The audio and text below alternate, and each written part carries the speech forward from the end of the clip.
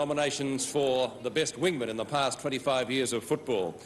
3 final nominations, and they are from North Melbourne, Keith Greig, from Richmond, Francis BOURKE, and from Melbourne, Robbie Flower.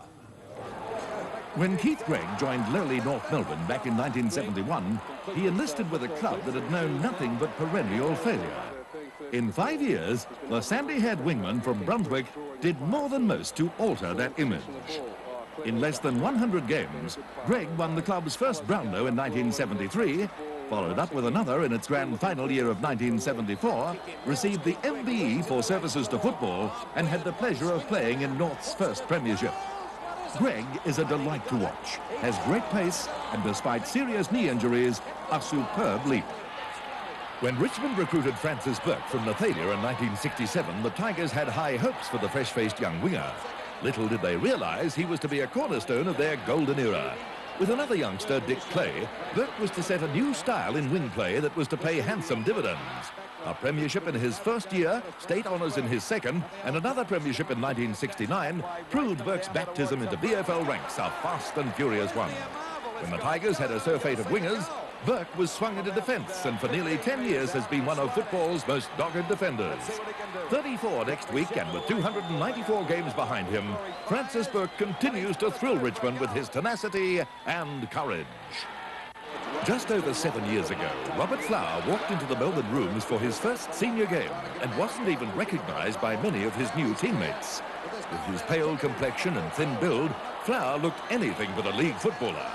Put him on a league ground, however, and the transformation was and still is amazing.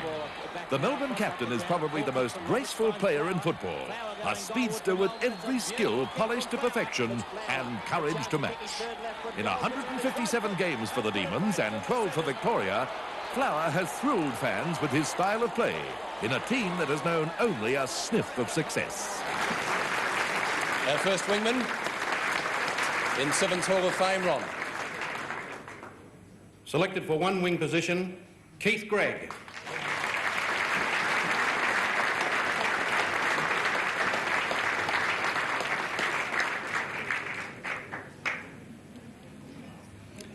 Congratulations, Keith.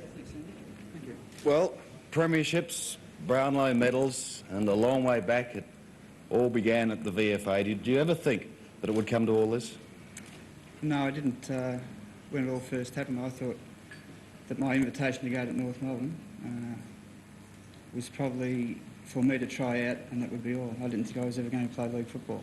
A lot of water under the bridge since then? Certainly has been. A lot of disappointments, a lot of good times.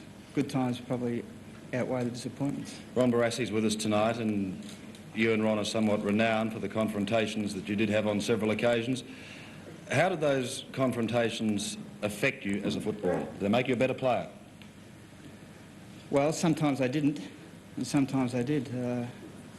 My last year with Barassi, I sorted things out with him, and it was probably my best year of football that Ron Barassi understood how I felt about football. And North Melbourne this year? Well, we've got as much chance as any of the other 11 sides. The way Malcolm's coaching us at the moment, I think it suits us. And if we can do everything that Malcolm wants us to do, I'm quite sure we've got a good chance. Finally, Keith, how long can those famous legs keep running? Well, hopefully another 2, 3, maybe 4 years, hopefully. Keith Greig, centre wingman on Sevens Hall of Fame.